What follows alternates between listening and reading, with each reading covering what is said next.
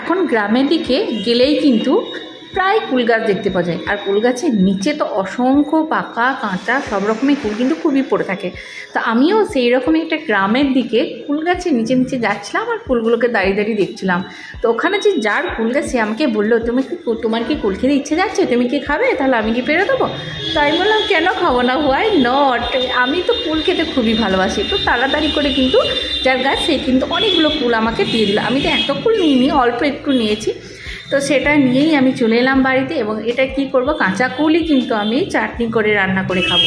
তো দেখো কুলগুলো আমি নিয়ে ভালো করে ধুয়ে নিয়েছি, তার মধ্যে এখানে একটা মশলা, ভাজা মশলা রেডি করে নিয়েছি। তেলের মধ্যে 5 ফোড়ন দিয়ে এখানে কুলগুলোকে দিয়ে দিলাম, তার সাথে চিনি, গুড় সব কিছু দিয়ে এর মিশ্রণে ফুটিয়ে একেবারেই যখন ফুলগুলো পুরো সেদ্ধ হয়ে যাবে একেবারে ড্রাই করে নেবো। তো আমি ড্রাই করিনি, একটু ঝোল ঝোল লেগেছি, তোমরা চাইলে ড্রাই করতে পারো।